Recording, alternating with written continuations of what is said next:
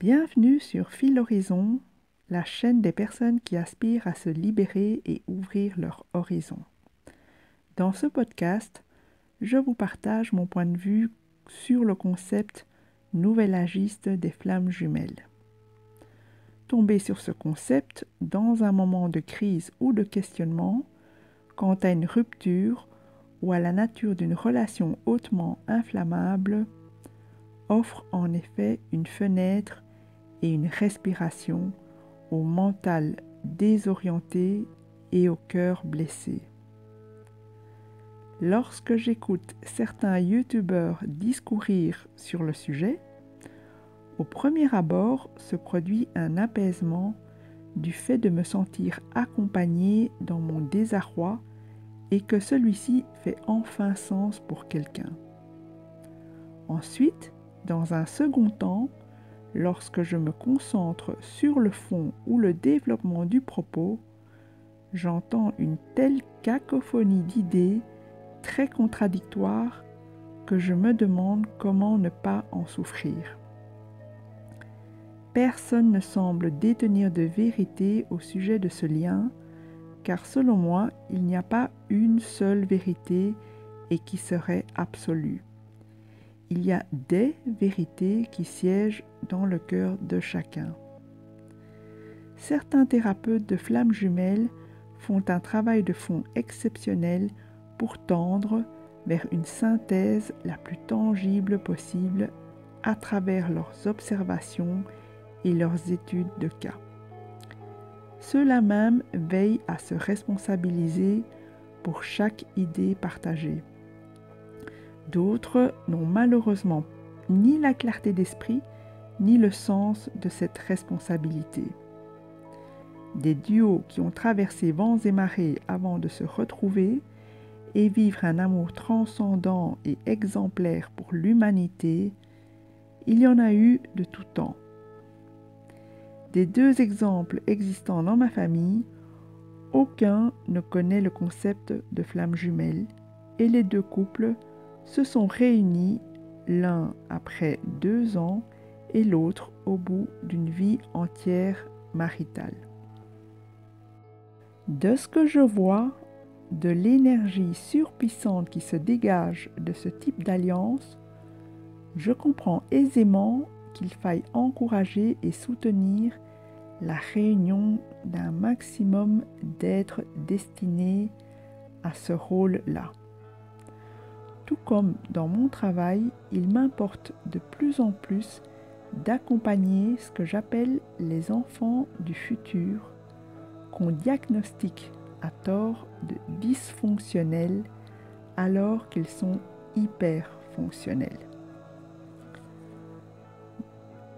L'expérience me montre que mon jumeau et moi avons une énergie telle qu'il me paraît difficile d'être en présence l'un de l'autre. Il n'y a que la distance physique qui nous permette de vivre ce lien sereinement pour le moment et de continuer chacun de son côté à accomplir sa mission de vie. Mon jumeau était déjà sur sa mission avant de me rencontrer. Pour ma part, je l'encourage de tout mon cœur à faire ce qu'il a à faire. Depuis que je m'intéresse aux informations transmises au sujet des flammes jumelles, j'ai une image qui m'apparaît qui est celle de la montagne où le sommet de l'expérience humaine peut être atteint soit par un groupe grâce à des télécabines, soit par un engagement personnel sur un sentier peu fréquenté. J'ai envie de gravir la montagne avec vous, pas à pas, nous arrêter palier après palier pour admirer votre paysage intérieur.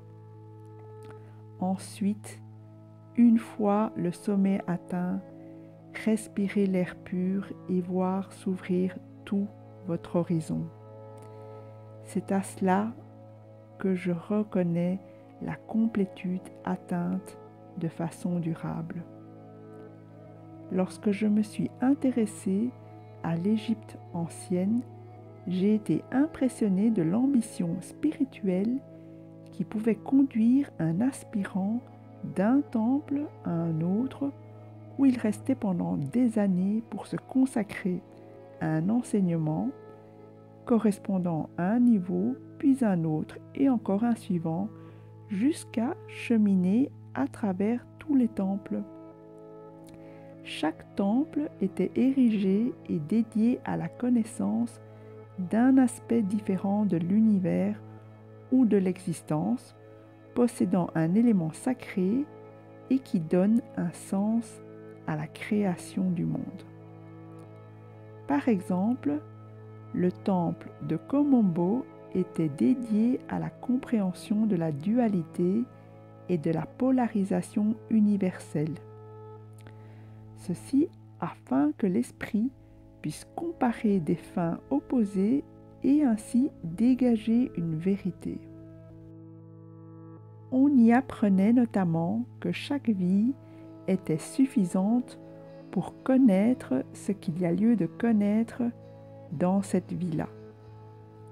Je vous expose ceci pour vous partager mon étonnement lorsque je lis ou entends qu'il suffit de voir des heures miroirs ou des plaques de voiture FJ considérées comme des synchronicités pour être sur un parcours spirituel.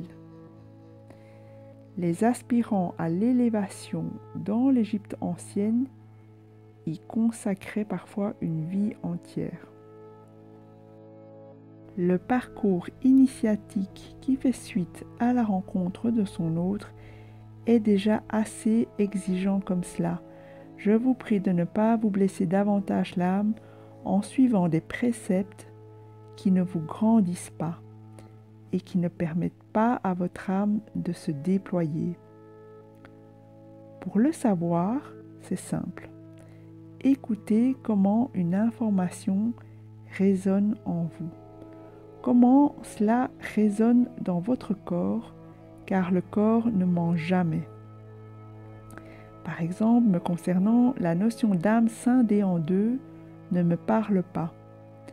Elle est peut-être plausible, mais elle ne m'apporte aucun avancement spirituel.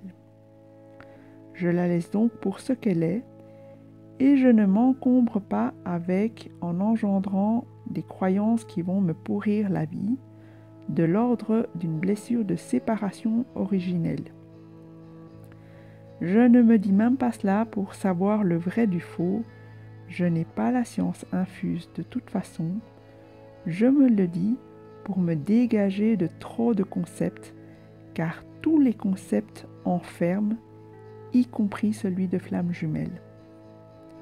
Mon but n'est pas d'être une flamme jumelle, mais de vivre en paix et dans l'amour avec mon jumeau et de continuer à contribuer au plus grand. Une chose que j'ai observée et dont je suis sûre, c'est qu'un être investi d'une mission d'amour humanitaire évolue avec un champ vibratoire élevé. Et dès lors qu'il se complète à son autre, ce champ ne fait que se décupler. C'est le principe du tout qui est supérieur à la somme des parties. Quel que soit le type d'alliance d'âme où l'amour est présent, il se produit un rayonnement. Chaque duo rayonne à des niveaux différents. Cette différence peut être constatée même au sein de la famille des flammes jumelles. Les duos de flammes jumelles ont une énergie telle que, seuls et bien sûr encore plus à deux, ils pourraient en effet altérer le taux vibratoire sur Terre.